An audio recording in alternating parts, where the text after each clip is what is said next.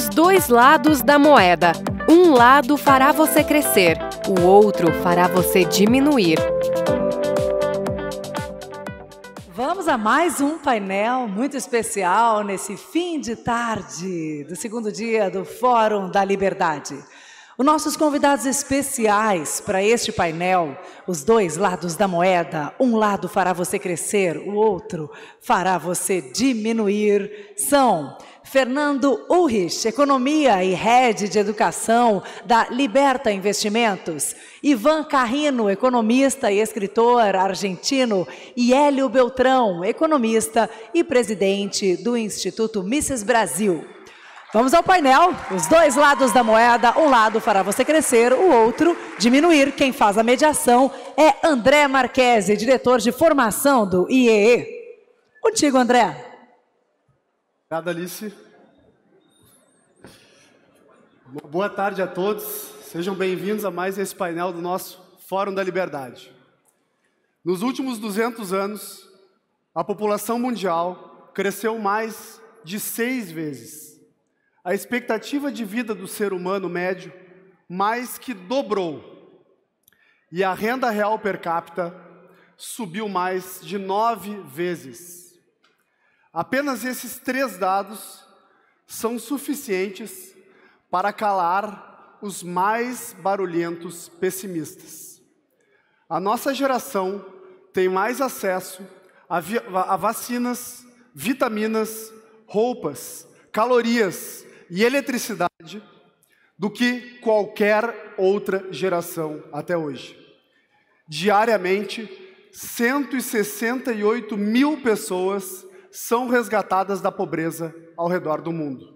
Ainda assim, há aqueles que, infelizmente, sofrem privações, miséria e vivem hoje como se ainda estivesse no século XIX. É fundamental recapitularmos que o que nos trouxe até aqui foi o comércio, a possibilidade de troca. A especialização do trabalho permitiu que aqueles com mais talentos na produção de certo item trocassem com outros especialistas em produzir outro tipo de item. Primeiramente, se trocavam mercadorias, prática conhecida por escambo.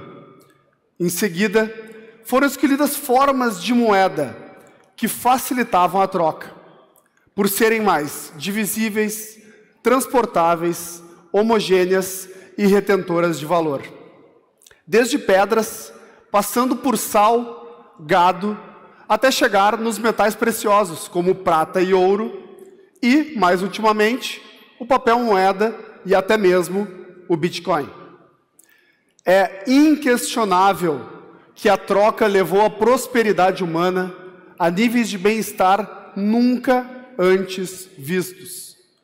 Porém, a crescente intervenção governamental parece estar sendo mais prejudicial do que benéfica. Em um mundo de necessidades infinitas e recursos finitos, já disse Thomas Sowell, quando as pessoas pedem pelo impossível, somente os mentirosos podem satisfazê-las. O governo retira recursos da população para poder entregar projetos, medidas supostamente bem intencionadas, como auxílios e programas sociais. Porém, esse mesmo governo gera inflação e a perda do poder de compra do dinheiro de cada um de nós. É como se ele desse com uma mão, mas tirasse com a outra. Hayek, em sua obra O Caminho da Servidão, soube demonstrar como a intervenção governamental leva à necessidade de mais intervenção, culminando em um ciclo vicioso de difícil solução.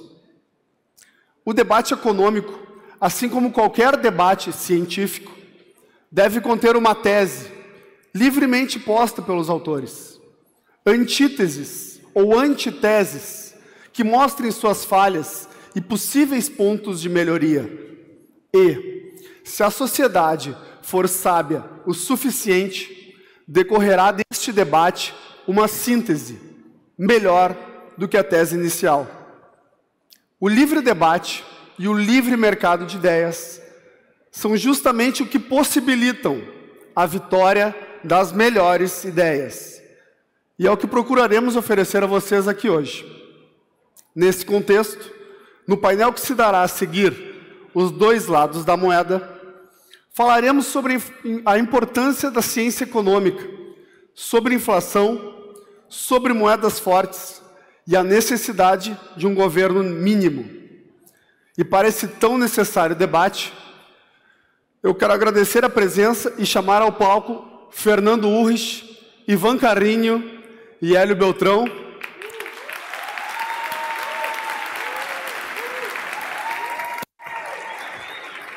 Por favor, senhores, sejam bem-vindos ao Fórum da Liberdade. O painel funcionará da seguinte maneira: cada um terá 15 minutos para uma apresentação inicial e, a partir daí, nós passamos para as perguntas e respostas, que a plateia pode fazer utilizando o QR Code que está nas telas, aqui em ambos os lados. Para começarmos o painel, a palavra está contigo, Hélio Beltrão. Obrigado. Boa noite, pessoal. Tudo bem? Maravilha. Muito bom. Hoje eu não tenho PowerPoint, então eu preciso de uma ajuda de vocês, efeitos sonoros. Toda vez que eu falar de Lula, Boulos, Glaze, por favor, pronto, fiquem atentos porque vão ter algumas vezes, então a gente precisa dos efeitos especiais essa noite. Mas eu vou falar o seguinte, eu vou falar o que está acontecendo no Brasil hoje é a tomada do Banco Central pelo Lula. Pois é. E por que isso é grave? Por que isso é perigoso? Por que eles estão tentando tomar o Banco Central de uma forma tão agressiva? Além de, claro, cumprirem o tradicional bode expiatório de ter sempre alguém para jogar a culpa se tudo der errado. Isso é um clássico de governos da América Latina e o Lula não é diferente. Bom, em primeiro lugar, o governo ele toma o nosso dinheiro e consegue gastar dinheiro por 3 formas. Impostos. A gente está vendo que o governo PT quer muito isso. Ontem mesmo já está fazendo impostos sobre Shopee, compras de pessoas físicas, $50 já estão querendo colocar essa nova taxa. Fizeram imposto de exportação, que é uma coisa que os nossos amigos argentinos conhecem bem. Imposto de exportação deve estar dando errado na Argentina, né? Exportação de soja e tal. Aqui no Brasil, Ivan, o governo do PT colocou sobre petróleo. Então, o Brasil é exportador de petróleo, agora tem imposto de exportação, retenções de petróleo, né? Então, eles querem gastar cada vez mais, então tem que tirar da população. O dinheiro não nasce na esplanada dos ministérios, ele precisa tirar da população. Então, essa é a primeira forma. A segunda forma é tomando dívida. Quem investe tesouro direto e tal, o governo promete pagar para vocês, e como é que ele vai pagar no futuro essa dívida para você? Com mais impostos. Então, no fundo, é uma derivada de impostos. Mas tem esse outro imposto sem representação no Congresso, que é a inflação. E a inflação, ela beneficia o governo porque ela aumenta a arrecadação de impostos pelo imposto inflacionário e ela dilui o poder de compra de todo mundo. Então, é um imposto disfarçado que pune principalmente o mais pobre, né? Então, o Lula diz que ele defende os mais pobres, mas ele quer tomar o Banco Central para inflacionar, usando como teses aquela nova moda que está muito comum no Brasil, do MMT, o André Lara Rezende, que diz que não tem problema nenhum você inflacionar, você emitir, porque o governo sempre vai poder pagar, não tem problema, então pode imprimir à vontade. Então, como vocês sabem, o governo costuma utilizar acadêmicos chapa branca para vencer a tese que eles querem, para implementar a tese do que eles querem. Então, isso é inflação. Então, as pessoas passam a pagar imposto de renda sobre um ganho que não existiu, por exemplo. Então, a inflação varre a sociedade. Também a Argentina tem uma experiência recente com a inflação, que está sendo extremamente destrutiva. Acabaram de bater 100% ao ano de inflação, e o Brasil está com uma inflação melhor agora, porque o Banco Central acabou agindo rápido. Mas vamos lá. O professor Martin Krause, ontem, mencionou sobre as instituições, a importância das instituições. E existe a instituição, as regras de melhores práticas sobre como manejar a moeda, como manejar o crédito. No Brasil, a gente aprendeu, depois de décadas de desastre inflacionário, que a melhor forma é separar a política monetária do Tesouro Nacional, do governo, e manter uma certa independência, uma independência operacional do Banco Central, uma autonomia, para que os políticos não ponham as mãos na máquina de dinheiro, que é o que eles querem fazer. Já que eles não estão conseguindo mais aumentar imposto, a questão da dívida é difícil, eles querem botar a mão na máquina de dinheiro e assim tomar mais, né? Qual é o discurso que eles estão usando, né, para fazer isso impunemente? Eles estão dizendo, ué, o Lula foi eleito. O Lula foi eleito, portanto, a democracia é isso, é quem você vota no executivo. O Lula teve, sei lá, 60 milhões de votos, mas o Congresso Nacional teve mais de 100 milhões de votos. E a gente tem uma Constituição. Então, se você usa a palavra democracia para fazer essa arbitrariedade, você está indo contra o nosso Congresso Nacional, contra a Constituição e na verdade, fazendo um golpe contra o Banco Central. E ele não está fazendo só contra o Banco Central. O Banco dos BRICS tirou o Marcos Trujillo, que tinha mandato até 2025, tirou na marra e botou a Dilma Rousseff, ganhando $500 mil por ano. Empreguinho bom. Está fazendo isso com estatais, está fazendo isso com tudo, dizendo, eu ganhei as eleições, então eu posso. Isso é o contrário do que a gente tem no Brasil, que é uma república constitucional. Em primeiro lugar, vale a Constituição, e o que eles estão fazendo não pode. Então, no Brasil, a gente tem um sistema em que tudo que é política fiscal é o Tesouro Nacional, é o governo, se arrecada impostos, toma dívida, paga os programas sociais, isso é o governo, é o Tesouro Nacional. E o Banco Central tem uma independência, né, para tocar um regime de metas de inflação. Então, o Brasil tem uma meta de inflação, quem determina a meta são os políticos, que é o Conselho Monetário Nacional, tem 2 votos do governo, 1 voto do Banco Central, então determina a inflação. E o Banco Central tem um mandato de cumprir essa meta de inflação no Brasil, né? O que o governo está tentando fazer é colocar uma pessoa lá para confrontar, né, essa tese. Então, vai ter o direito de nomear 2 diretores agora, que o Lula já disse que esses 2 diretores têm que confrontar-se ao Roberto Campos Neto, porque ele quer baixar os juros da Selic na marra. Ninguém gosta desses juros altos. Claro, os juros estão altos. Por quê? Porque a inflação está alta. A meta da inflação desse ano é 3,25%. A inflação, desde que o Lula foi eleito, saiu de expectativa de 5% para 6%, muito acima da meta. Então, o Banco Central, pela própria regra institucional, Martim, ele tem que manter a Selic, a taxa básica de juros, alta, para que a inflação volte para o centro da meta. E não vamos lembrar que a Selic é diferente da taxa de juros de mercado. As empresas tomam dinheiro emprestado baseado numa taxa de mercado. Quanto mais besteira o Lula faz, maior a taxa de mercado, né? Bom, ele quer, então, está fazendo bullying com o Roberto Campos Neto para que ele peça demissão. Isso já aconteceu antes. Em 2002, a CVM tinha uma chamada autonomia. O que era autonomia na época? Parecido com o Banco Central de hoje.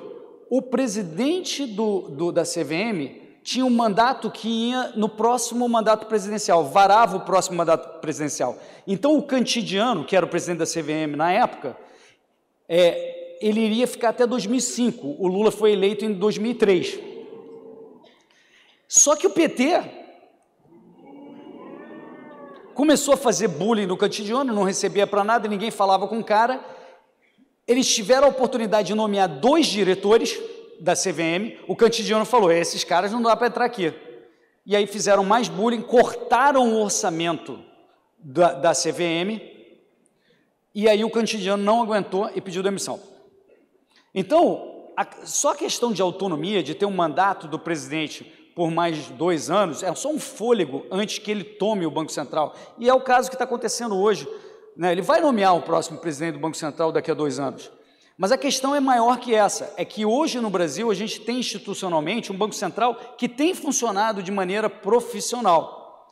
E eles querem acabar com isso de qualquer forma, mesmo antes de 2025, e acabar com essa prática de obedecer a meta de inflação. Se for necessário, o Lula já falou, aumenta-se a meta de inflação. Aumenta-se a meta de inflação. Ou seja, como ela prejudica os mais pobres, se ele quer aumentar a meta de inflação, ele está contra os pobres, que é o que ele está falando hoje. Então, essa é uma estratégia deliberada do PT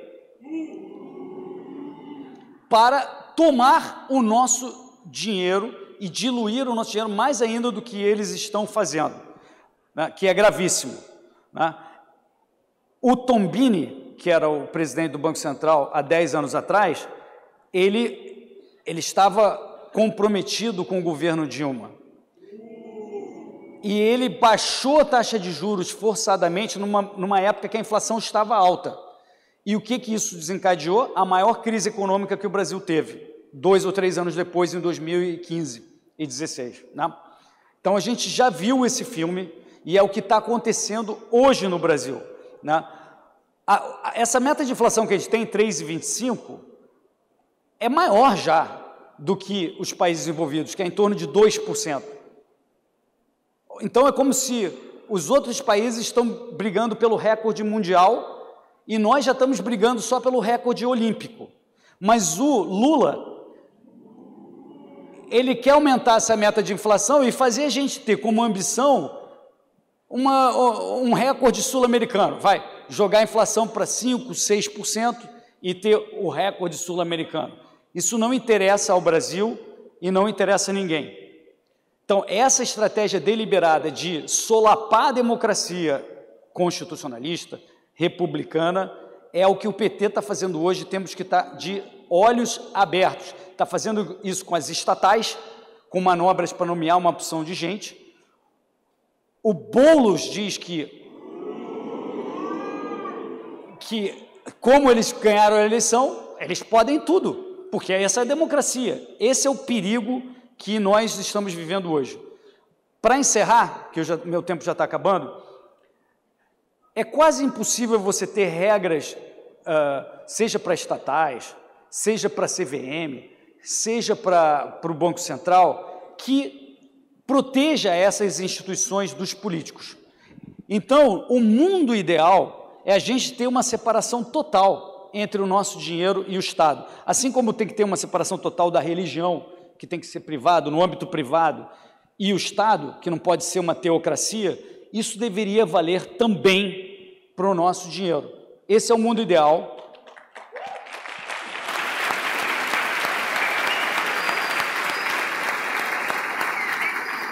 É a única forma de nós nos protegermos da ingerência de políticos que sempre encontram formas de dominar, de aparelhar instituições, sejam quais forem, por interesses de poder, por interesses monetários, de nomear cargos e gastar, que é o que eles querem.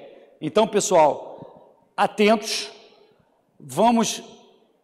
é um tema técnico, mas que a gente não pode deixar de prestar atenção e estar alerta, e sempre lembrando em conta que o mundo ideal é a gente definitivamente acabar com essa criação monetária por um governante que só vai nos prejudicar. Obrigado, pessoal.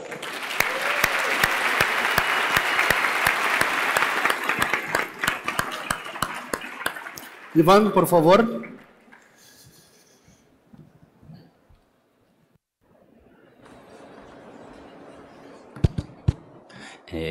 Boa noite. Muito obrigado. And that's all I can say in Portuguese. I'm sorry for that. I have a presentation. Okay, great, thank you. Okay, I'm Ivan Carrino. I come from Argentina. I will speak in English because I think that's the best way we can communicate, and I can show you my ideas. Let me start by thanking Instituto de Estudios Empresariais for this invitation. Victoria, Fernando Ulrich, Elio Beltrao, two Brazilian rock stars of liberalism. They are giving a lot of prestige to my panel. I hope I live up to the expectations. And I also want to thank Roberto, André, Amanda, and Pedro, the people who helped me here in my accommodations. I will tell you a sad story, which is the story of Argentina, but it might have a happy ending, as in the movies. And I'm not going to tell you the long-run sad story that we have, you know, that when we were very rich back in those days. The sad story, it's only our last 20 years. And you know what? You're going to have to wait for me for 1 second.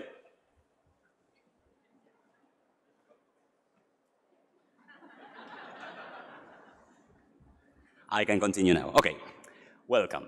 There you go. Well, I have divided my presentation in 4 chapters. The first one will be very brief. It's just a comment on how the world, how we are in the world. Then we'll speak about Argentina thoroughly, and then we're going to get into our political situation. It's very important to talk about that over here in the Forum da Liberdade, because maybe we are experiencing a rise of libertarian ideas once again. So, where are we living? What is our context? Okay, it started in 2020 with COVID-19 in something I call the Great Exaggeration or the Great Overreaction. That's a book of mine published in 2021. I think that the remedy put to cancel the disease was even worse than the disease, okay? It generated the biggest economic crisis since the Great Depression in many countries. And to add insult to injury, the governments decided to pursue irrational fiscal and monetary policies. So now we are having the worst levels of inflation in the last 3 or 4 decades. Not in also in Argentina. And now, then the central banks, as Elio told you, is trying to raise rates in order to control inflation, but that might lead us, at least worldwide, to another financial crisis. And I think maybe Fernando will talk a little bit about that. What's the story of Argentina? I'm going to tell you how 21st century socialism was implemented in Argentina. In these latitudes, 21st century socialism was represented by Lula in Brazil and by Nestor and Cristina Fernández de Kirchner in Argentina, okay? Let's take a look at how does it look like, okay? Here we have public expenditure, how much it grew in our region. And you see that for the last 20 years, Argentina was the country that increased public expenditure the most. We are #1. We won the World Cup and we won the race of public expenditure, okay? The size of the government has grown the most in our country. I excluded Venezuela because of, you understand the reasons. That's a lost case. This is the increase in our expenditure. It was around 20% of GDP. It went up to 40% in GDP in just 20 years' time, okay? Okay. Not only expenditure is the problem. It creates inefficiencies in the economy, and it loads or charges the private sector with a heavy load to move. But the thing is that when you don't have resources to finance that expenditure, then you incur in budget deficits. And the deficit in Argentina, I mean, our situation went from a 4% to GDP surplus to an 8% deficit, of course, in 2020 because of the quarantines and the pandemic. But not curiously, 2 years before, we were running deficits of 7 or around 6% of GDP for 3 years in a row, and with no pandemic and with no war, just populism and just demagoguery. Okay. And yet, what happens when you have a deficit, and because in 2001, our government decided unilaterally to not pay any debt, and that was applauded. It received a standing ovation in Congress to default on our national debt. And because of that, we couldn't raise any debt. This was not, we could not finance it by raising debt. So what happened? We printed a lot of pesos. And as Elio was saying, to the surprise of no one, this is what happened. And you look at 2007, and you may think, oh, that's nothing. It's really a short column. But it's 27% inflation, right? The worst inflation of Latin America, including Venezuela in that year. Of course, now we have 94. And today, monthly inflation was known, and it was 7.7%. We are around 105% inflation today, and the government cannot find the solution. Expenditure, deficit, inflation. But also, we tried with the debt. This is the accumulated inflation of only the last 5 years, from 2019. It makes me laugh when I read that our president, Alberto Fernandez, is getting together with López Obrador and with Lula from Brazil to think of common solutions to inflation. And you know, I mean, it's not that Mexico and Brazil are doing things perfectly, but in terms of inflation, Alberto Fernandez should come here and ask for advice and be schooled in what should be done. Maybe not to Lula, but maybe he can ask Roberto Campos Neto, right? What should we do with inflation? Thank you. Not only did we print a lot of pesos, we also tried to issue debt. And this, what you see there, is the country risk premium, right? If you're around 400 points, 300 points of country risk premium, you can raise debt, let's say, in a sort of sustainable way. Well, we are now around 2,000 points, 2,005 points. So we also, you know, we are in the middle of an IMF program. We also destroyed our financing sources, and we were at the verge of another default. And then the IMF came to the rescue, you know. Okay. What is the result of all this in the everyday life of an Argentinian? Well, this is the accumulated growth since 2013. To summarize this, our per capita GDP is 10% lower than in 2013. So we are heading for another lost decade in our economy. The pie that every socialist wants to cut and distribute is getting lower and lower. So we are getting, on average, poorer. And this is the growth rate for the last 10 years. I mean, the dark blue ones are the accumulated growth for the last 10 years. Argentina, with the biggest increase in public expenditure of the last 20 years, has the lowest growth rate of the last 10 years. We should talk to Keynesian economists and ask them to calculate the expenditure multiplier. maybe they become libertarians. I'm sorry to say that Brazil is next to us, so obrigado Lula, obrigado Cristina, obrigado Dilma for all of this. Okay.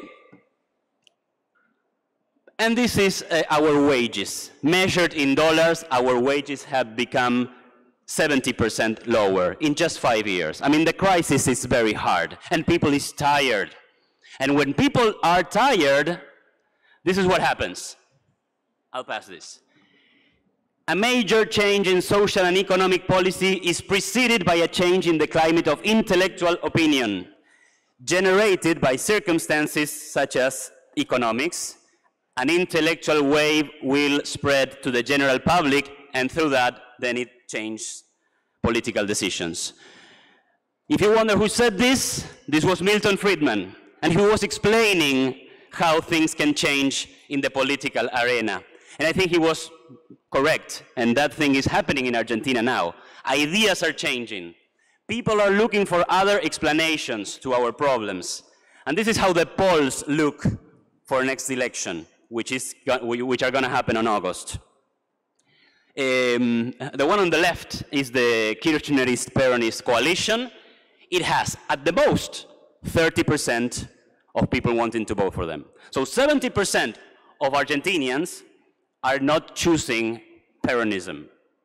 What are the other options? In the middle you have Juntos por el Cambio, that's the Macri party, Mauricio Macri, the ex-president. He didn't govern well, actually. But since the next president was even worse, then now people kind of look at him and think, okay, you were not that terrible, okay? And the third one is La Libertad Avanza, the party of Javier Milei. I think you know Javier Milei, don't you? Okay. Yeah.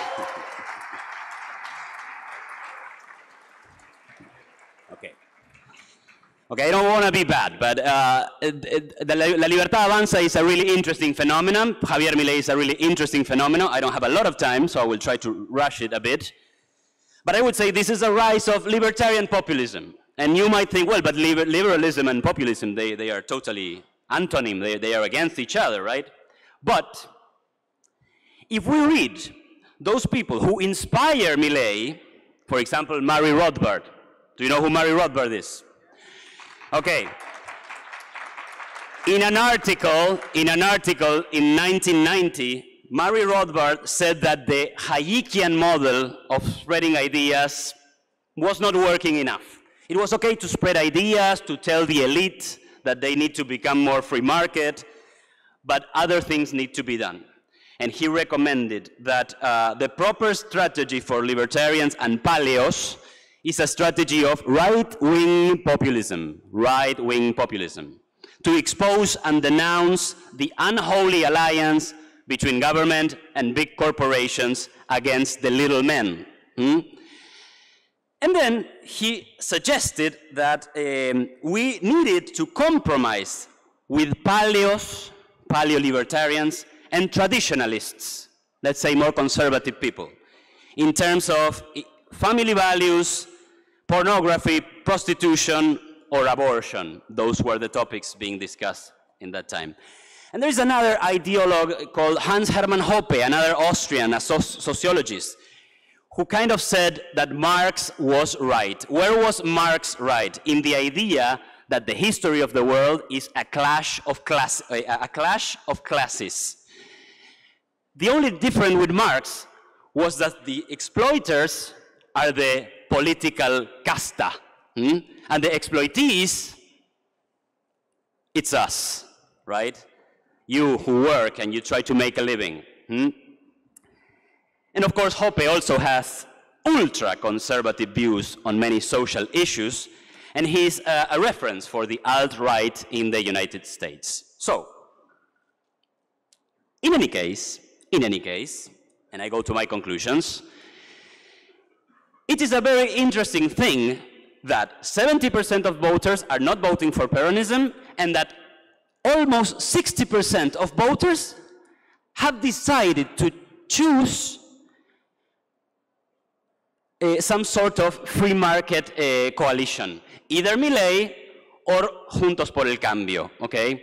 So, I have a moderately optimistic view for the future, and this is Argentina is very cheap, that's another matter, but I have a moderately optimistic view because of this political landscape and also because we're very cheap. The statist and socialist paradigm is coming down and the political landscape shifted to the right. And that means that economic orthodoxy is coming. Thank God, finally, I'm so happy to tell you that.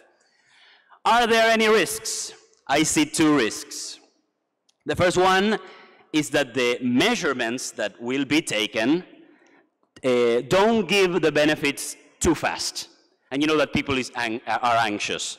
If they don't come too fast, maybe the temptation to go back to interventionism will come back. I will have 30 more seconds.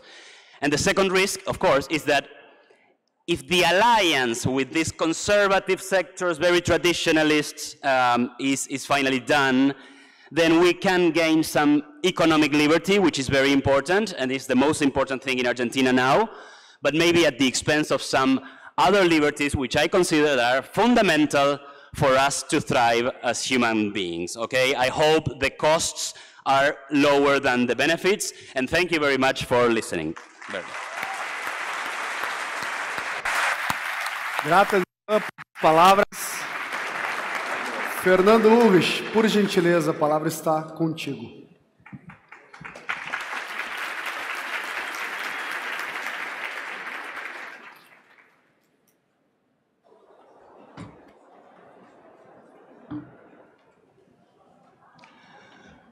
Boa tarde. É fantástico estar aqui novamente no Fórum da Liberdade. Eu estive no passado com o Javier Milei, aqui, fazendo a intermediação do painel com ele, e é realmente bacana ver esse evento novamente acontecendo, dá um ânimo de que as ideias de liberdade e de responsabilidade individual possam realmente prosperar aqui no Brasil, na Argentina e, de repente, na América Latina como um todo.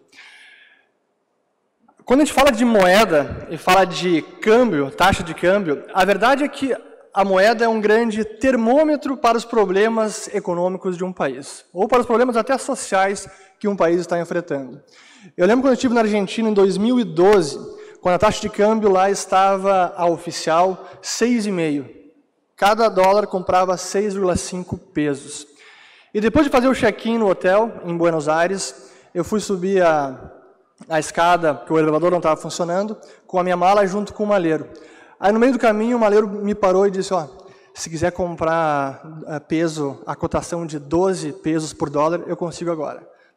Que estranho, alguma coisa está estranha. E quanto mais a gente vê essa divergência entre o que é o câmbio oficial que o governo impõe e o câmbio das ruas, o câmbio paralelo, ou na Argentina que se fala o câmbio blue, o dólar blue, maiores são os problemas econômicos.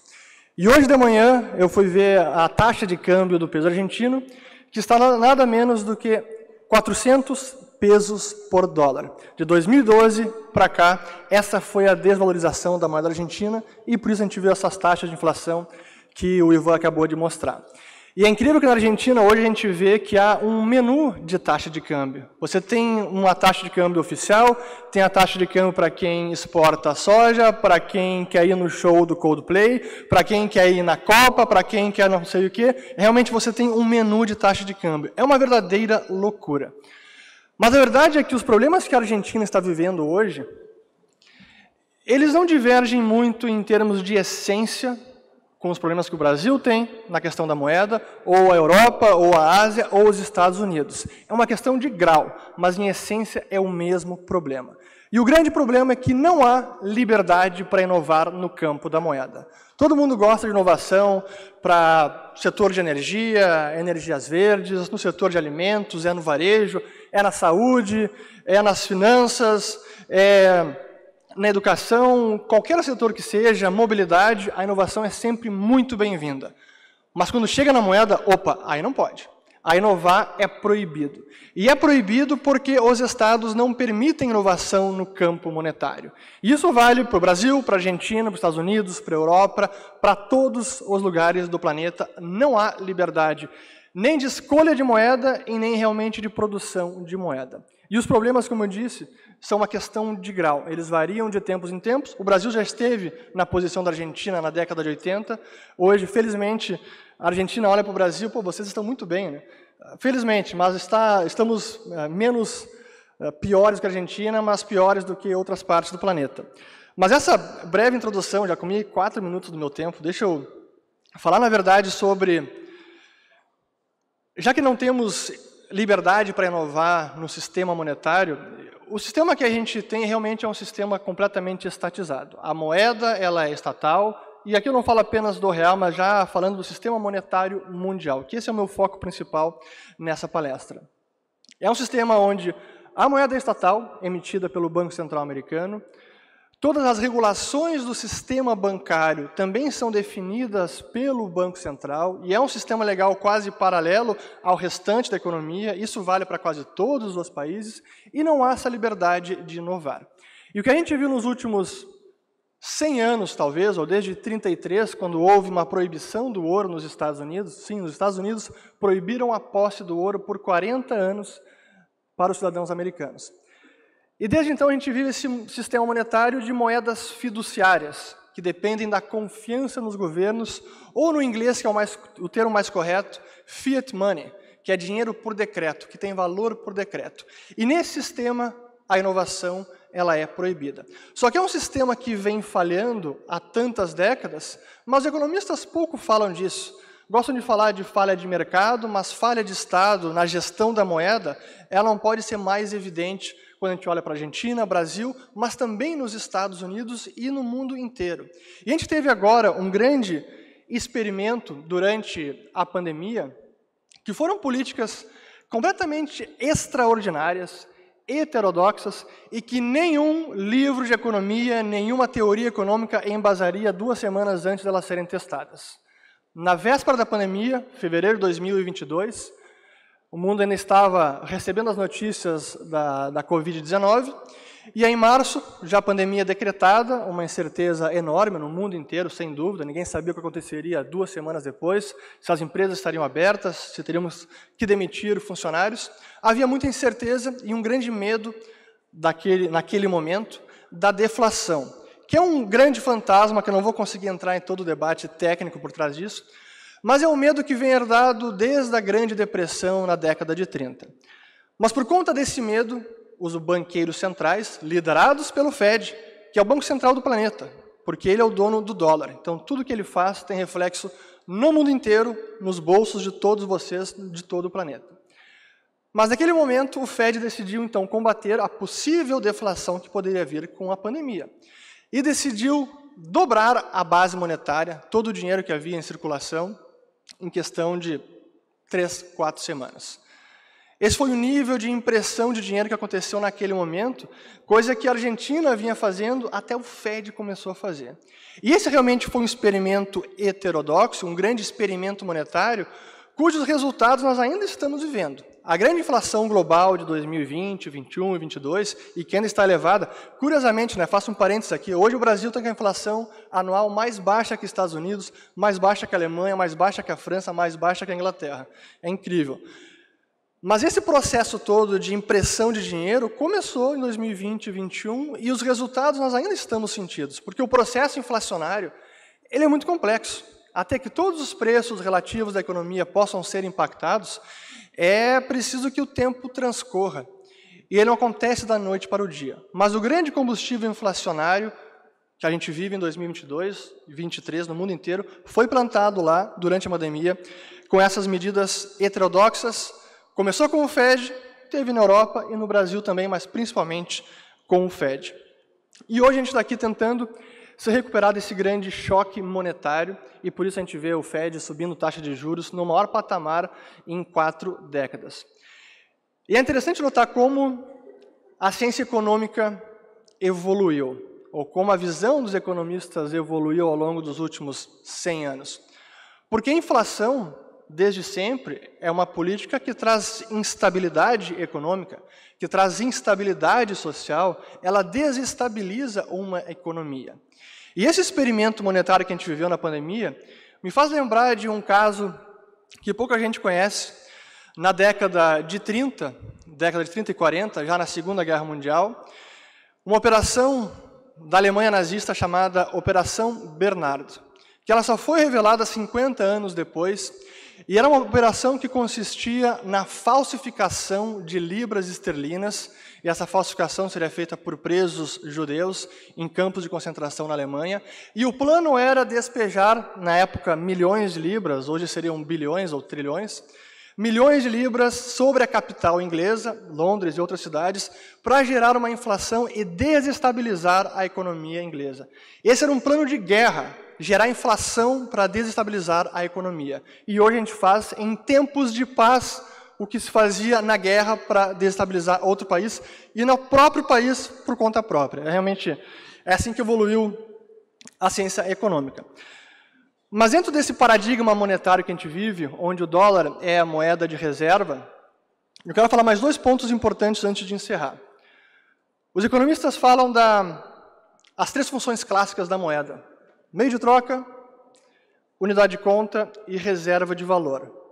Mas a verdade é que nos últimos anos a moeda tem ganhado outras funções por conta da impossibilidade de inovar na moeda, porque a moeda é estatal.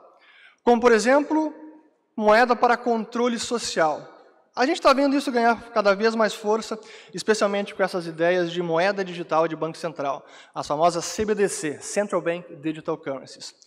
Mas, além disso, as moedas têm sido usadas como arma geopolítica. E a gente viu isso acontecer no passado, quando estourou a guerra da Ucrânia, depois que a Rússia invadiu o país.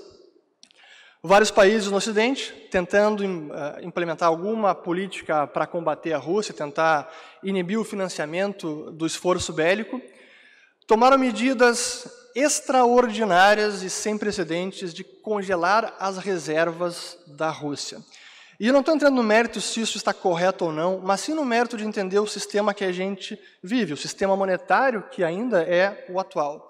Porque até então, até fevereiro do ano passado, o ativo livre de risco, os treasuries americanos, o tesouro, a dívida pública americana, era realmente considerado livre de risco e quem fosse dono titular desses treasuries poderia movimentá-los ou vendê-los, comprá-los como quisesse.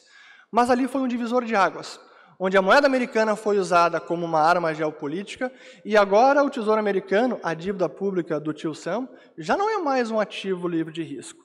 E isso está trazendo repercussões para o mundo inteiro, porque vários países se deram conta que, opa, esse ativo que eu achei que eu realmente fosse o único fiel proprietário que poderia fazer o que quisesse, talvez esse tipo de medida possa ser imposta contra mim, contra o meu país no futuro. Então, o que se faz nesse cenário?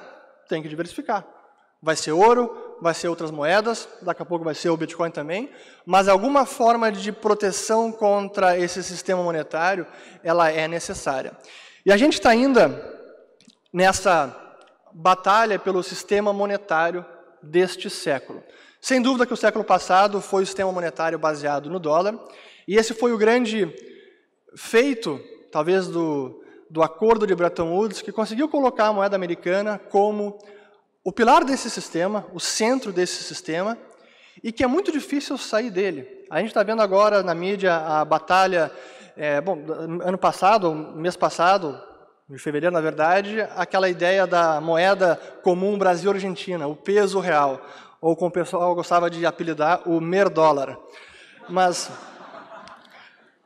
a gente não precisa ir muito longe, a gente está vendo agora, nessa semana, a discussão entre Brasil e China, na visita de Lula para se encontrar com Xi Jinping, onde estão falando abertamente de uma moeda, ou pelo menos um sistema de pagamentos que esteja longe da influência americana, ou até mesmo uma moeda comum dos BRICS.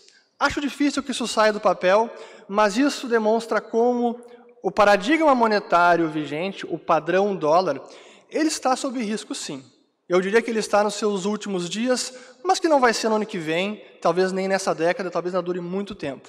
Mas essa batalha pela moeda do planeta, pelo padrão monetário, ela realmente está sendo travada e a gente não sabe ainda como ela vai acabar. O que eu posso dizer, para já encerrar, é que independente de qual moeda ganhar, se vai ser o yuan, o renminbi ou alguma outra moeda comum entre os estados, nenhuma dessas moedas, ou de nenhuma dessas moedas vai sair nada que presta. Porque eu concordo plenamente com o que dizia o Friedrich Hayek, que ele, no final da sua vida, já tinha desistido de esperar de qualquer governo alguma moeda boa, alguma moeda sã, alguma moeda saudável.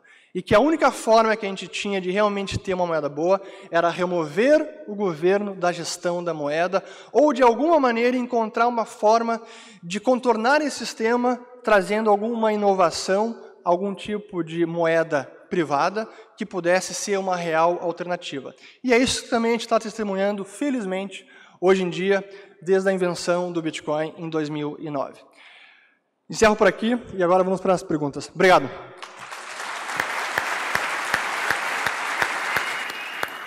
Obrigado, Ulrich. Pessoal, quero reforçar, antes de passarmos para as respostas, que temos os QR Codes à disposição, caso queiram perguntar para os nossos painelistas. Antes de passar para a primeira pergunta, Ivan, eu queria só reforçar uma informação que tu trouxeste na tua apresentação. Disseste que nos últimos 20 anos, o governo argentino teve uma taxa de 100% de crescimento do gasto público. Sim? Yes, sim. Qual é a atual... Se duplicou, it doubled, yes. Qual a atual taxa de inflação na Argentina? 100%, 100%. Não é mera coincidência, senhores. Um aumento de 100% do gasto público em 20 anos levou a uma inflação de 100%. Então, quando ouvirem algum governo falarem que são os empresários maus que aumentam os preços, lembrem, por exemplo, quando o nosso atual governo, o governo Lula, antes mesmo de ser eleito, ano passado, aprovou a PEC, com todo respeito, Ivan, chamamos aqui de PEC da Argentina. Uma PEC de 170 bilhões de reais que teremos que pagar, antes mesmo de ser eleito, recriou 14 ministérios, reajustou a folha do funcionalismo público. Não é à toa que a inflação está aí, não é à toa que as taxas de juros precisam estar onde estão. Então, precisamos ter essa noção de causa e efeito. Acho que causalidade é importante reforçar. Mas, passando então para a primeira pergunta, eu queria trazer, como tu trouxeste bem, Ulrich, o padrão ouro. E o restabelecimento do padrão ouro poderia ser um remédio para a atual inflação, um dos remédios, talvez. Por outro lado, é dito que o fim do padrão ouro possibilitou que as economias acelerassem o processo de crescimento via endividamento. O que pesa mais nesse trade-off? Moeda forte ou crescimento acelerado? Difícil pergunta, mas vamos lá. Primeiro, sobre o padrão ouro. Sem dúvida que seria uma forma de impor mais disciplina na gestão da moeda hoje em dia. Porém, mais do que o padrão ouro, é preciso o ambiente de ideias que suporte e embase uma moeda saudável. Porque se essa não for a visão dominante, se instaura o padrão ouro agora, daqui 2 anos ele vai ser removido novamente. Então é preciso realmente a batalha das ideias antes de conseguir resolver esse problema. Sobre o endividamento, esse é um dos incentivos do sistema atual de moeda inconversível, que pode ser impressa à vontade, onde o endividamento acaba sendo incentivado, há um estímulo ao endividamento crescente. Basta ver o endividamento das nações, público e privado, é cada vez maior. Essa não é a única forma de crescer uma economia. É a forma muito utilizada por conta desse sistema. Mas eu diria que a economia cresceria tanto ou mais no outro sistema. E hoje ela cresce não por causa desse, mas apesar desse sistema que estimula o endividamento. Perfeito. Uma outra forma, e aqui já vou passar para as perguntas do nosso público. Pergunta do Lourenço Bender. Caso ocorra, para os 3, por favor.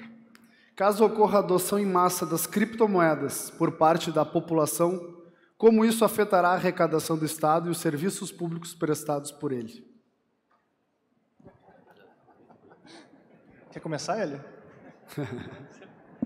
Tem um livro do teu lado aí, né? Então, queria mencionar o livro do Fernando. Eu ia recomendar o livro aqui. O livro do Fernando, Bitcoin, está vendo aqui no stand da LVM. Se uma moeda privada fosse adotada como a moeda mais usada num determinado país, vamos dizer no Brasil, o governo arrecadaria menos dinheiro. Simples, tão simples quanto isso. Ele não poderia mais usar o truque da inflação monetária para criar imposto inflacionário, para cobrar imposto de renda sobre ganhos que não existem, para incrementar a arrecadação federal. Então, não há dúvida de que a gente tiraria uma das armas, eu citei 3, lembra? Impostos, dívida que no fundo são impostos também, no futuro, e a terceira, para incrementar a receita do governo e para ele poder gastar, é a inflação. Você retiraria esse âmbito da mão do governo. Então, ele arrecadaria muito menos e teria menos possibilidade de fazer isso. Quando a gente tem um arcabouço institucional moderno, com regras, como a gente estava falando, institucionais para proteção da moeda, que é o que a gente teve, grosso modo, nos últimos 10 anos, esse risco da inflação ser usada para favorecer o governo diminui, mas ele está sempre presente. Por isso que sempre é importante lembrar que o ideal é a gente tirar das mãos dos governantes a possibilidade de nomear diretor, de nomear o presidente, de tomar a máquina de dinheiro, de criar crédito do nada, que é o que um sistema com banco central faz hoje. Só para complementar, a tributação ela existe mesmo no regime de moedas privadas, seja ela prata, ouro ou Bitcoin. Claro que eu entendo a pergunta e o argumento com relação ao Bitcoin, é que no limite, por ser algo tecnológico, mais difícil de confiscar da população, o Bitcoin no extremo, se adotado em massa, levaria ao fim do Estado. Essa é a discussão filosófica que chegaria. Mas a verdade é que mesmo no regime de moedas privadas, a tributação continuaria. E eu diria, além de eu concordar, Fernando, que a tributação continuaria, eu chamaria de utopia, de que você pode se esconder atrás da tecnologia e o governo não vai te achar, só o fato de a gente estar presentemente aqui, o governo já nos acha. Não tem como nós fisicamente nos escondermos do governo assim. Não é uma solução tecnológica que vai nos trazer o nirvana que a gente quer. É o que o Fernando estava dizendo.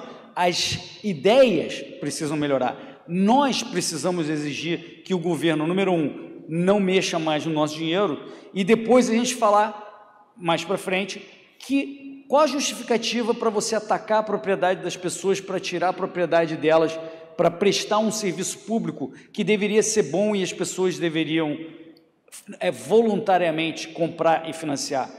E qual a desculpa de você implementar uma máquina de coerção sistemática, abrangente, tomando a propriedade de todo mundo, se é só para ajudar, se a questão é ajudar os mais necessitados, por que isso não pode se dar em bases voluntárias, já que a gente escolheu esse sistema de hoje justamente crendo equivocadamente de que isso resolveria justamente esse problema dos mais necessitados. Então, se você remover essa máquina criada por equívoco, nós vamos continuar ainda desejando um país que não tenha gente abaixo do nível de dignidade e podemos fazer isso voluntariamente. Você não precisa criar um monstro incontrolável que depois vai nos coagir para resolver um problema que é nosso, da nossa sociedade, das pessoas responsáveis.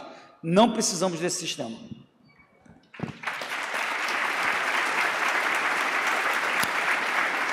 Perfeito. Temos aqui uma pergunta para Ivan, nosso espectador Alan Arthur. Ivan, qual a sua opinião sobre a criação da moeda de troca em comum no Mercosul? I think it's a terrible idea. There's an Argentinian economist. He's from the opposition. He's a reasonable guy, and what he says that we need to do is to do a convertibility with the real. To abandon our own monetary policy and adopt yours. So I hope you guys do well. I prefer other options that have been tried, like, for example, the dollarization. I mean, if I had to choose, it's even better to dollarize and not to start a new experiment, I prefer to adopt the euro or the dollar or even to try and create a just normal central bank. I'm good enough with that. Thank you. What are the chances of dollarization nowadays? Okay, that's a very good question. I don't think it is too politically feasible. With Milei, 100%. Okay, he's saying that he will do it, but he needs to get to power, and he's third in the polls now. It might happen still, and if he is the president, then maybe the arguments for not doing are going to fall down. But you know, there's a problem with it's not that I have a problem with dollarization, but there is a problem with dollarization. I think it would happen the same here.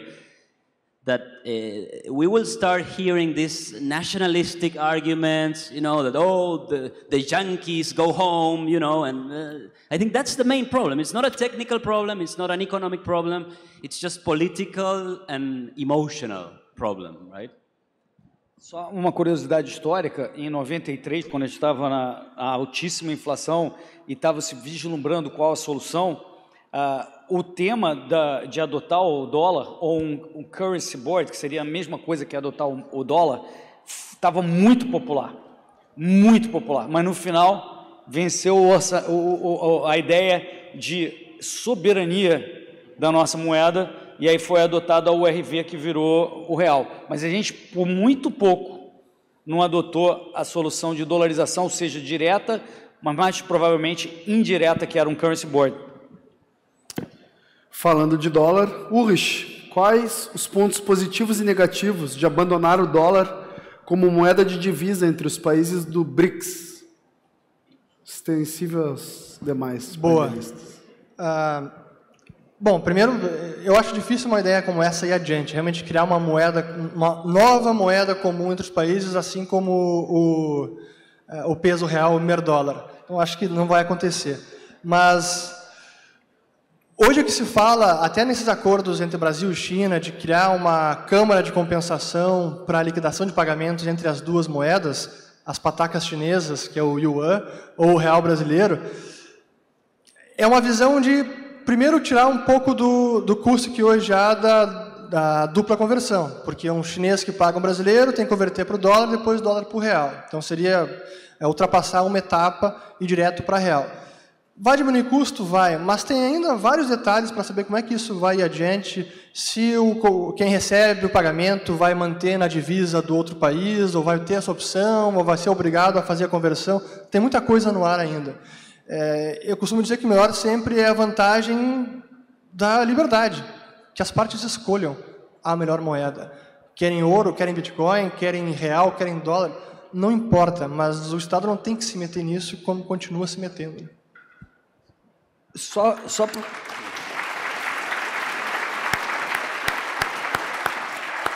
para ficar claro, quando tem uma ideia dessa, vamos não usar o dólar, que é o que todo mundo gostaria de ter, né? E essa ideia vem do governo, pode se preparar e já bota a mão na carteira, porque vai ter ali ou uma garantia do Tesouro Nacional para garantir essas compensações, ou alguma forma de a gente acabar com as patacas, né, fazer comércio com pataca que fica enfiado com o renminbi chinês, a moeda chinesa, sem você querer a moeda chinesa. Então, isso é uma ideia de jirico adotada por políticos com ideia de jirico, né? Não podia ser diferente. Só para...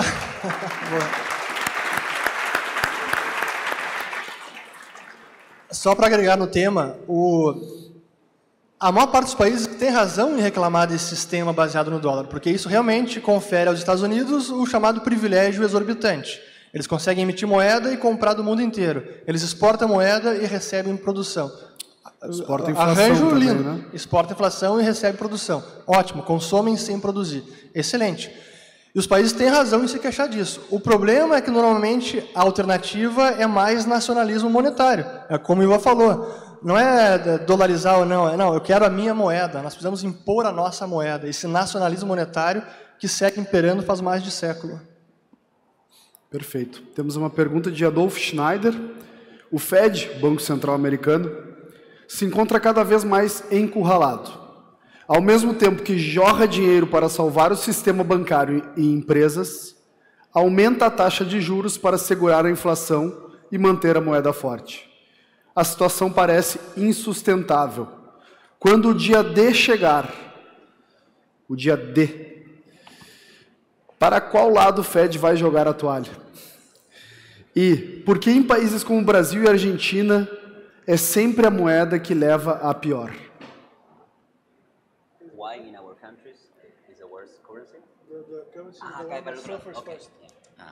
Well, okay, I can speak with more foundations about Argentina, and of course, our macro, as I try to show, our macro economy is totally fragile, you know, and then if the world sneezes, you know, we get a cold because our fundamentals are totally weak. And of course, then we become very volatile. But and then our politicians would be looking at the world and finding excuses for their own misdoing, right? For example, today, the main speaker for the government, 7.7% monthly inflation. What did she say? This is the worst part of the Ukrainian war. And I'm like, that was in February last year, you know, it started a year ago. Now oil is down, wheat is down in price, and we are getting the worst part of inflation, so it doesn't add up. I think in Brazil, the case is a bit similar. The fundamentals are not great, the debt is very high, maybe you don't have a lot of inflation, but you do have a lot of debt and a lot of government and a lot of public expenditure. So that doesn't help, and it went very badly when Dilma had to get out of power and Temer came in, and well, then I think that Bolsonaro in the economic part was well oriented with Paulo Guedes. I think they had an interesting plan, and then the pandemic hit, and then the quarantines followed, and of course, if you send the economy to the house, then it will go to the house, and then the people will be angry with you being the government, of course. Bom, sobre a questão do Fed, o que ele vai fazer, como é que ele vai jogar a toalha, esse é o problema desse sistema financeiro, monetário, intervindo, que a gente acaba sempre nesse ciclo do intervencionismo. E a gente está assim, pelo menos há 100 anos, eu citei o caso da proibição do ouro em 33, que foi uma proibição em tempos de paz, num país que era credor em relação ao mundo, e simplesmente proibiram os seus cidadãos de possuírem ouro para praticar suas políticas econômicas que eles julgavam corretas, que era inflacionar a economia. E a gente tem visto, de crise em crise, algumas soluções sendo testadas, impostas, que não dão certo, e aí novas soluções precisam ser impostas para tentar solucionar o problema anterior. A crise atual, a gente viu mês passado, 2 das 3 maiores quebras bancárias da história dos Estados Unidos aconteceram mês passado.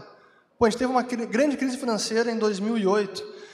Então, eu conto essa breve história para dizer que, para mim, o Fed vai seguir intervindo, e se a coisa apertar e tiver uma crise financeira severa, vai reduzir juros, vai tentar salvar o sistema, vai injetar liquidez, só que agora a inflação está pegando. Então, se isso acontecer num curto espaço de tempo, inflação ainda alta e algum crash financeiro, o Fed vai tentar manter a taxa de juros elevada, sendo que, do outro lado, ele está injetando liquidez e socorrendo os bancos. Já fez isso agora, nesse último mês. Então, é uma política antagônica? É, mas ele não tem solução, ele está encurralado.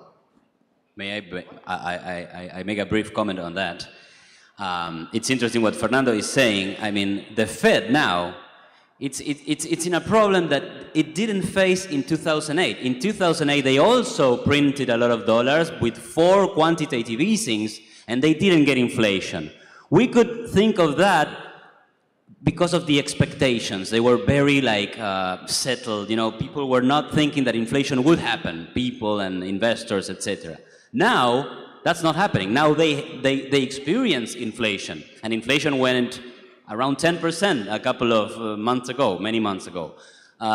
So now if they try to save the system by printing dollars, now they will. The risk of inflation, I think it's much more important now than it was 12 years ago, and that's another problem. Minha opinião é assim, tem 2 cenários possíveis para esse negócio do Fed. O primeiro cenário benigno é o seguinte: a inflação começa a baixar em breve, afinal os juros americanos já estão num nível muito alto, e tudo se deveu a uma grande corcova inflacionária que ocorreu durante a pandemia e que dizimou poupanças, 30% das poupanças em dólar de todo mundo no mundo. Esse é o cenário benigno, tá? Que é o que está acontecendo. As pessoas perderam muito dinheiro com essa inflação e com a falta de retorno. Mas tem um outro cenário. Quando a gente estiver falando daqui a 50 anos sobre o ano de 2023, quando acabou o sistema capitalista de compadres e de bancos centrais, a gente pode estar falando, olha, tudo começou ali, primeiro com as americanas, depois o SVB quebrou, depois veio o Credit Suisse, que teve que ser vendido, o Deutsche Bank, e isso foi indo por uma quebra continuada de um sistema extremamente alavancado, que precisou, como o Fernando estava falando, o Fed esterilizar mais ainda e gerar um monstrengo inflacionário de intervenção que levou à derrocada do sistema inteiro. Então, esse cenário também é possível de acontecer. Veja, a gente está num momento que a gente tem que torcer para o primeiro cenário, onde a gente tem que achar bom que as pessoas perderam aí 30% de suas poupanças por causa de uma grande corcova inflacionária, seja aqui no Brasil ou nos Estados Unidos, que ocorreu aí nos últimos 2, 3 anos. Muito bem. Temos mais uma pergunta aqui do Maicon da Silva, direcionada para ti, Hélio, mas sintam-se à vontade para responder. Após a saída do atual presidente do Banco Central, Roberto Campos Neto, o que esperar em relação à indicação do Lula para o seu sucessor? E qual o grau de risco que isso representa para a nossa economia a curto e médio prazo? Perfeito. Então, vamos lembrar. Eu citei duas coisas. Uma é a autonomia do Banco Central, que é meramente um fôlego de 2 anos para o Lula fazer o que ele quiser no Banco Central. Isso é o que todo mundo chama de autonomia, que a gente tem que quer preservar. Se é isso que a gente quer preservar, já está perdido, porque o Lula já vai, já, nomear vários diretores do Banco Central e o presidente do Banco Central. Mas eu ainda quero crer na independência institucional que foi construída no Brasil, nesse público acreditar que a gente precisa proteger a nossa moeda dos políticos e de que na hora H, na hora que o Lula tiver que fazer a nomeação, ele vai ser obrigado a atender e colocar alguém ali com algum compromisso, talvez não como Roberto Campos, mas com algum compromisso monetário. E num cenário benigno, quem sabe não reconduz o próprio Roberto Campos Neto para tocar o Banco Central, que é o que a gente deveria desejar. Mas é difícil crer que esse governo vai querer uma coisa dessa. Então, eu estou com o Marcel Van Hatten. Fora Lula logo, pô.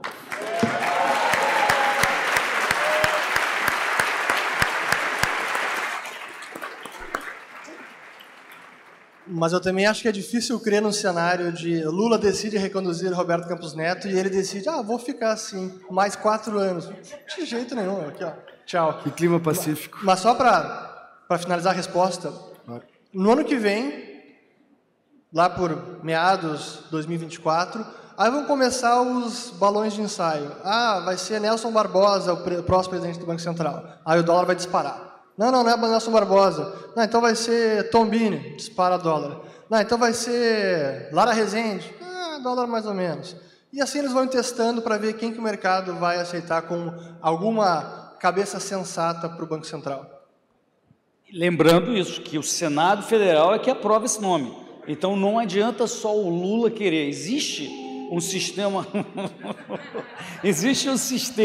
que deveria proteger essa nomeação, mas a gente sabe como funciona a política, né? Eles tentam comprar todo mundo. Let me tell you a quick story from Argentina. It was December 2017. The reforms were not coming, the big reforms that were needed. But we had a central bank that was mostly independent. Inflation was 25%, and the interest rate was 28%. But many people inside government thought that 28% was a lot. And then the industry would fail, and then the dollar is too strong. I mean, no, the peso is too strong. We need more devaluation to promote competition, competitiveness, Same arguments that you probably hear around. And the 28th of December of 2017, the chief of staff sit down at a press conference with the central banker and said, we are changing the inflation target. And next day, the central banker decreased the interest rate. You know how that ended, right? In 2 months, the dollar, which was 17 pesos, it went up to 25, which is a lot in real terms in those years. And how did it end? Well, with the macro crisis. I mean, everything went to well, you know where it went.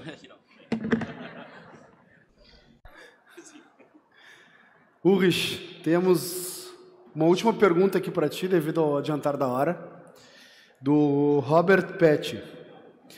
Em relação ao arcabouço fiscal, vamos voltar para a nossa doce realidade. O governo basicamente quer aumentar a dívida pública e ter por base um superávit primário. Isso não poderia ser um incentivo para aumento de tributação e, consequentemente, um efeito negativo, por efeito negativo, aumento da inflação? Nos caminhos que estamos, qual seria a melhor rota para fugir de uma possível, Ivan, com todo respeito, argentinização? Esse arcabouço aí que foi divulgado, ainda não temos todos os detalhes. Ele é ruim para a nossa economia, ele permite crescimento real do gasto com piso de 0,6% e teto de 2,5%, crescimento real da despesa pública. Mas há algo de positivo no sentido de poderia ser bem pior. Então ele dá alguma previsibilidade de controle no endividamento público. Poderia estourar por completo, não é o que aparece lá. Mas tem muitas dúvidas no ar. Realmente, por esse incentivo, por essa regra de manter a despesa crescendo e um objetivo de resultado primário, que não está bem claro como vai se dar na prática ainda, qualquer correção no resultado que não for obtido vai ter que se dar via arrecadação, aumenta imposto. Só que aumento de imposto não é simplesmente que nem um fogão você liga, agora está 180 graus e vai aquecer como eu quero. Não, se aumentar imposto pode até diminuir a arrecadação. Então, tem alguns entraves e complicadores importantes. E o pior é que não há nenhuma punição severa, não há penalidade. Então, se o resultado primário não for atingido, a penalidade é que o crescimento de despesa para o ano seguinte é de apenas 50% do crescimento da receita. Então, isso não é nenhuma penalidade, eu quero ver como é que isso vai ser resolvido na prática. Então, tem muita coisa ainda para sair dessa caixa de Pandora. Vai dar tempo para mais uma última pergunta, então, agora sim, do André Burger. E ele pergunta, por que defender Banco Central independente quando deveríamos defender o fim de um Banco Central? Eu acho que a gente tem que sempre defender o nosso mundo ideal, André, tá lá. Mas se você consegue algo um pouco pior do que o mundo ideal, e você está aqui numa situação ainda pior, que é o que a gente está hoje, então vai até ali primeiro, e depois você fala, tá bom, demos esse passo, depois vamos para o outro. Mas sempre falando, não, a gente tem que defender o fim do Banco Central, da mesa de roupa do Banco Central, tem que defender a separação entre o nosso dinheiro e o Estado, falamos isso aqui hoje várias vezes. Agora, é melhor ter um Banco Central independente do que ter um Banco Central completamente exposto aos políticos. Esse que é o ponto. Não é o mundo ideal, um Banco Central independente, mas ele, sem dúvida, é melhor do que um Banco Central onde o Lula pode colocar lá a mão na máquina de dinheiro. A gente já teve uma época, até 88, simplificadamente falando, que o Tesouro Nacional, o governo, podia ir lá no Banco do Brasil e sacar da conta movimento e criar dinheiro e gastar um dinheiro que não existia. Estou simplificando, mas é parecido com isso. E isso gerou hiperinflação.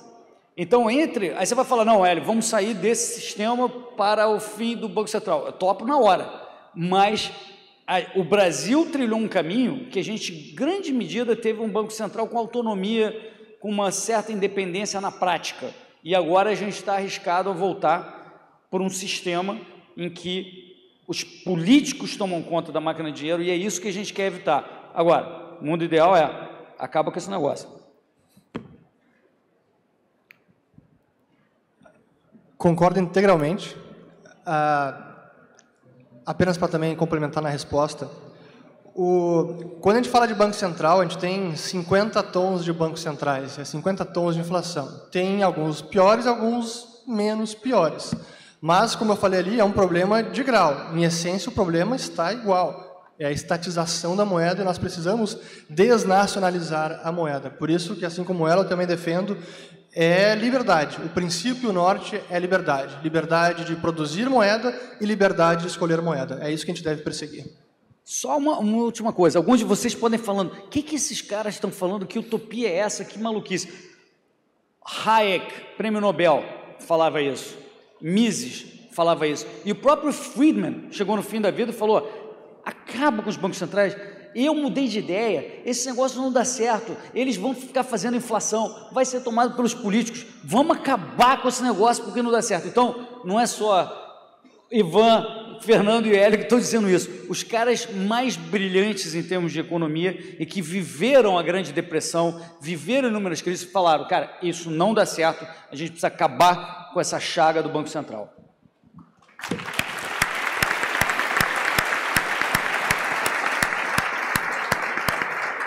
Antes de encerrarmos mais esse belo painel, eu quero convidar todos que permaneçam. Teremos o lançamento do livro Superabundance com o nosso Marian Tupy, que já está aqui entre nós e fará uma bela apresentação com certeza. Senhores, muito obrigado pela presença. Fernando, Ivan e Hélio, e obrigado a todos pela atenção. Boa noite.